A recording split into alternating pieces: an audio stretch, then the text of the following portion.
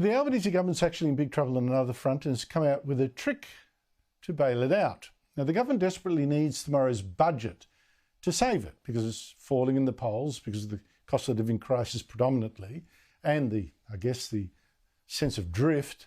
And elections are due early next year, so this is this big chance, but it's trapped. The government wants to give handouts because of the cost of living thing, but if it spends too much, that'll help keep inflation too high, as the Prime Minister actually conceded today to Labor MPs. Importantly, cost of living relief that doesn't add to inflation, indeed that reduces inflation. And a tax cut for every single taxpayer, not just some.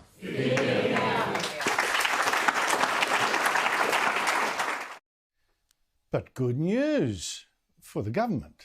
The government's budget tomorrow is actually going to say inflation this financial year will actually be much lower than the Reserve Bank predicted. In fact, predicted just 6 days ago. Indeed, the government says inflation by December is going to be just 2.75%.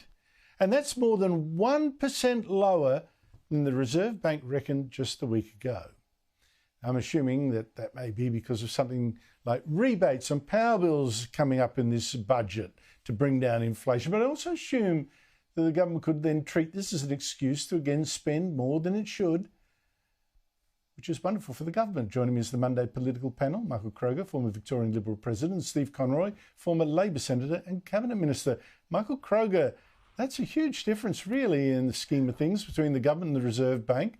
Inflation by December, the government says 2.75, the Reserve Bank says no, 3.8. How do you explain that?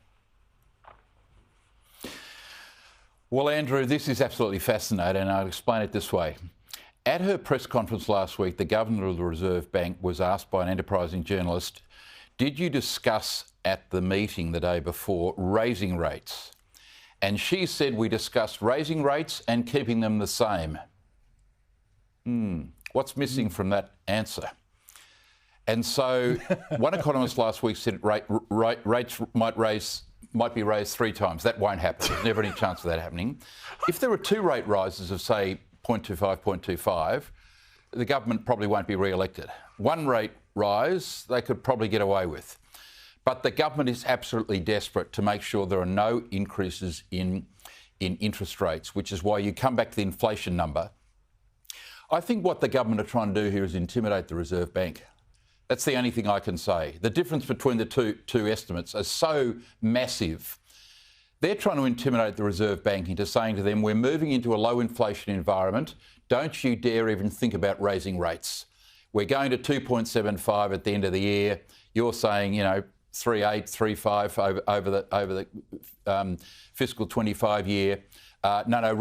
Inflation's going down. We've got it under control. We're not spending too much. Don't you dare increase rates. And that's what they're doing to the Reserve Bank. They're trying to create a climate, Andrew, where there's no need to increase interest rates.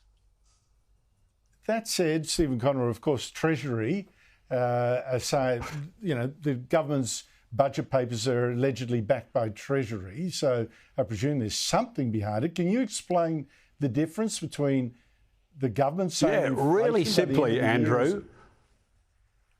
I can explain it really simply. The Reserve Bank are clowns. Yeah.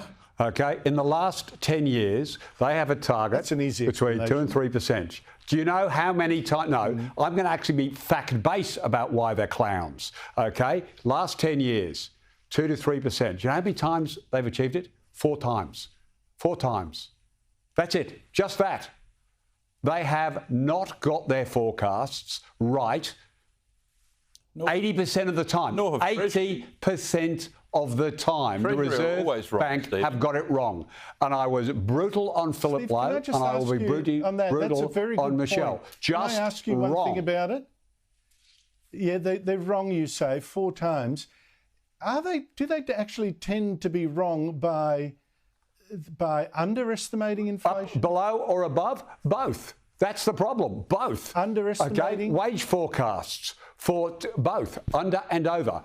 So, interest rates, inflation, wrong for 10 years. Now let's talk about wage forecasts of those clowns at the Reserve Bank.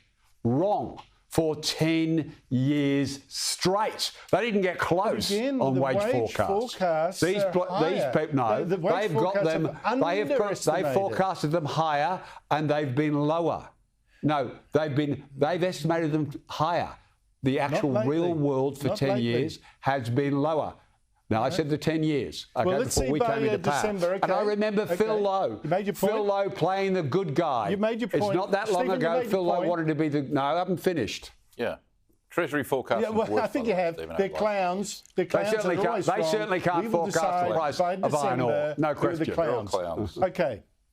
They're all clowns. That's easy. Well, that was solved. Meanwhile, easy. Michael, today no, they're just wrong. And they're factually, provably wrong. We shall see. The government hasn't had a great forecasting record either.